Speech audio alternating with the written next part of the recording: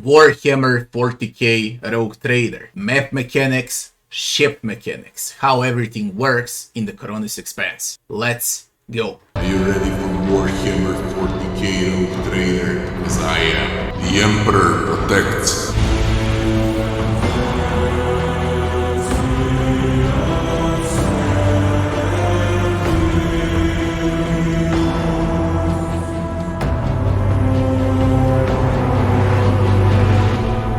So the first question here is how the world map works for Koronus Expanse. So the scale, let's show the scale first. This is the Koronus Expanse, and this would be the scale. Later on in the future patches, I guess you'll be able to zoom the map out, okay? But for now, it seems like it's gonna be a huge map.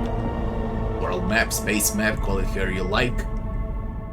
And this would be mini-maps, sectors that you can visit. How you visit them? You visit them by scanning the area. And new sectors appear when you scan the area.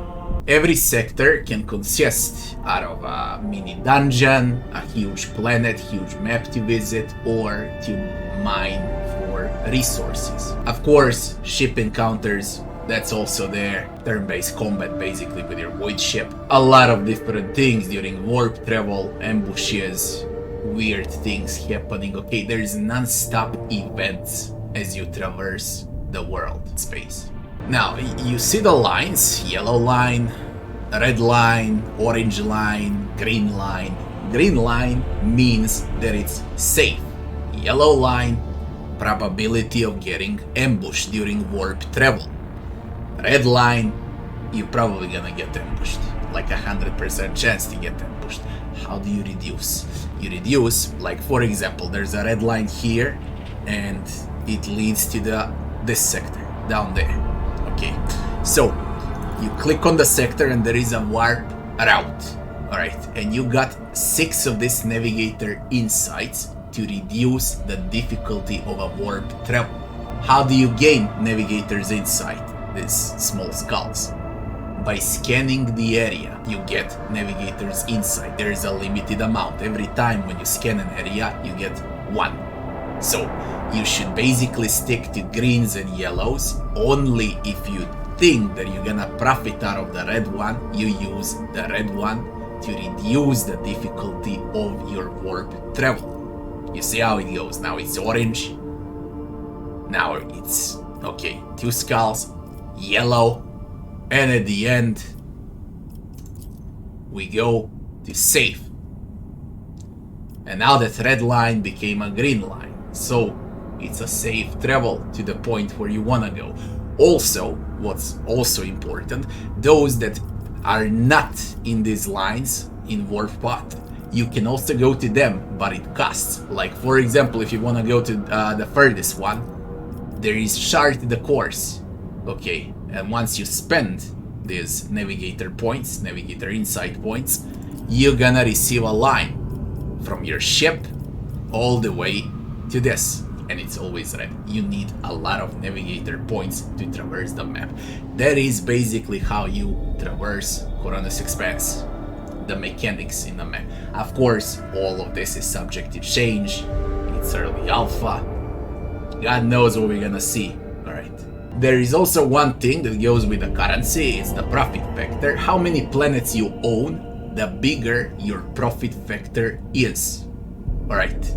With profit factor, you buy items, requisitions, and so on. So we don't have basic credits, money, currency system like in other CRPGs. Here we got profit factor. So let's visit one of the areas and see how it all looks like. So now we enter the sector, a new sector. I've never been here, and we're gonna go and scan the jungle world. Once we are in the jungle world, we're gonna do begin scan, similar like in Mass Effect. And usually you're gonna detect something on every planet. It's gonna be different things, dungeons, different maps, extracting resources, and so on. In this case, we have an event. Can also happen. From this event, we got provisions and a uniform kit. These over here are the resources that you can find on different planets and mine them. You're gonna mine resources with mobile extracticum, one of the consumables basically that you can buy on some specific planets. With mobile extracticum, once you scan the planet, you're gonna be able to have xenotech, adamantium, depends on the planet, promethium, mechanisms, plasteel, chemicals, provisions, and people, human resources, basically. This should also expand, because it's early alpha. During the full release, God knows how many different resources we're gonna have. Some planets that you can land on also have colony option. And this would be colonies, okay? Colonies give you different things, and colonies, to make a colony, you're gonna need to spend resources that you're mining from other planets, okay? And for example, I got 2 colonies now, Janus and Fausto. They are basic tier 1 upgrades for colonies that give different stats, okay? A weapon, an armor, more resources, a reputation, okay? There's also a reputation. A reputation would be this for now. God knows how big it's gonna be also, but basically when you go with colonies, you make an upgrade that has reputation points, they gonna rise and you're gonna profit out of it. You're gonna get different bonuses, okay? Maybe discounts at their shops, better gear for them to sell, and so on. You get the point. Now back to the colonies again. Colonies raise your profit factor, the main currency in the game. They give items, they give reputation, they give a lot of useful stuff. They can also give ship upgrades. Ship upgrades are not yet present in the game. There's also some benefits like passive skills and abilities for you as the main rogue trader or for your ship.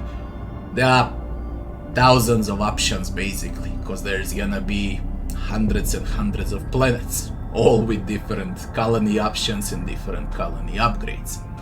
It's up to you what you wanna go with. Also, every colony has different stats, like security, how safe your colony is from attacks, contentment, how happy they are on the planet, and how much are they producing through efficiency. All of this, they might add even more stats later on. I mean, 100% they're gonna do it. Again, all of this is subject to change. We don't know what's gonna happen. These would be the mechanics now, as far as colonies and map travel goes. At the end, we got Von Valancius Rogue Trader's Void Ship. In this case, they call it Flagship. How it goes with the Flagship? Flagship will receive its own personal upgrades, better shields, better weapons, more speed, and so on during the next patches. For now, that's not available. What's available is only cargo. Or better to say, what you can put inside your ship. There is no encumbrance in the game. You place everything as cargo, which is a phenomenal thing, no more encumbered, okay? Every time when you loot, you'll be able to transfer all of the items to cargo. And it sorts out on its own. For example, ranged weaponry, it sorts out all ranged weapons, and you sell them on bulk for profit factor, okay? As a single unit, this weapon is worth 0, but if you sell it as a whole, like when it reaches 100%, then it has value. And that goes for everything. It goes for armor, it goes for heretic trophies, it goes for Xenos technology, alien technology, it goes with provisions, with a lot of different things. As you can see right now, there's a lot of loot in the game, and all of that is used to expand your wealth. Because being a rogue trader, after all, is everything about power and wealth. Basically, that's how everything works. You also have a ship battle on the channel to see how it looks like, okay?